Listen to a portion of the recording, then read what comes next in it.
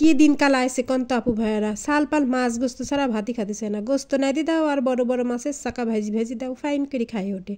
আর এইসব তরকারি দেখলি মনে হয় ডরাই আর আমরা কত খুশি হয়েছি আর তরকারি যদি মারা রায় দিতেছে তে দেখেন ঝিকিবিকি করে লাগুন কাটি লিছি ফাইন করি তারপরে দেখেন চুলার পারে যে দিছি কড়াই দিয়ে তার ভিতরে খানটুক পানি দিয়ে ওর ভিতরে 2 মুঠ ডাল দিয়ে দিছি ধুয়ে আর দিয়ে দিছি পিঁয়াজ মরিচ আর হচ্ছে 3টি ছোটো এলাচ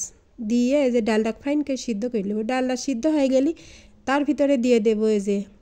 কাটি রাখা কদুটা দিয়ে উপর দিয়ে দিচ্ছি 1 চা চামচ হলুদের গুঁড়ি আর দিয়ে দেবো 1.5 চা চামচ লবণ দিয়ে ফাইন করিয়ে দেখেন লাড়ি সারি এই ডালের সাথে আর পিঁয়াজ মরিচের সাথে কদুটা ফাইন করে মিশালিয়ে আবার কদুটা সিদ্ধ করে নেবো ফাইন করি এ দেখেন ফাইন করি লাড়ি সারি সিদ্ধ করতে দিয়ে দেবো কদুটা সিদ্ধ হয়ে গেলে তারপর নামা নেব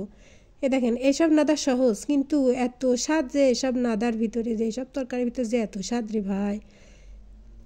তাই যে কদুটা ফাইন করে সিদ্ধ করে নিচ্ছি এতে পরে সিদ্ধ হয়ে গেছে দেখেন কদুটা তারপরে কদুটা সিদ্ধ হয়ে গেলে তারপর নামা নেব বাটির ভিতরে একটা তাই যে সিদ্ধ হয়ে গেছে ফাইন করে সিদ্ধ করে নিছি কিন্তু সিদ্ধ করে নামালিয়ে এই যে কড়ার ভিতরে আবার একটু তেল দিয়ে দিস খানটুক তেল দিয়ে এর ভিতরে কিন্তু মশলাপাতিও বেশি লাগে না অল্প অল্পই লাগে তে তার এর ভিতরে এত স্বাদ কি আল্লাহ জানে তে তেলটা গরম হয়ে গেলে এর ভিতরে অল্প খানটিক হচ্ছে গা দিয়ে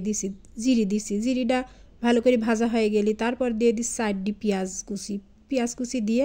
এই যে নামা রাখি চিনি সিদ্ধ করি ডাল আর কদু ওইটি আবার দিয়ে দেবো ওর ভিতরে পিসটা যে না লাল হয়ে যাবে তখন হচ্ছে ওর ভিতরে দিয়ে দেবো সিদ্ধ করে রাখা ডাল কদুটা দিয়ে ফাইন করে লাড়ি সারি আবার নামা নেব এ দেখেন পেঁয়াজটা হচ্ছে ফাইন করে লাল করে ভাজি লিছি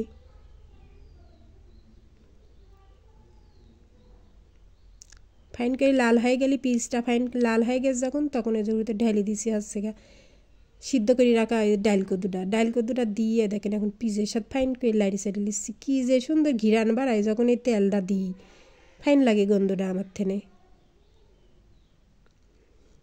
তাই যে তেলের পাত দিয়ে ফাইন করে আবার লাড়ি সারি লিচ্ছি লিয়ে সারি মিশালিয়ে আমি আবার নামা নেব একটু ফুটাও নেব ফুটা নিলি এই ঘ্রানটা ফাইন করে চারদিক ছড়া যায় ফাইন লাগে কিন্তু খাতে আপনারা এরকম করে রাইদি খাই দেখবেন সত্যি কিন্তু এই ডাল কদু রাদা যে এত স্বাদ আর এত সহজ রেসিপি এই সাথে সহজ রেসিপি হয় না আর এর সাথে স্বাদের জিনিস হয় না কোন তো এরম করে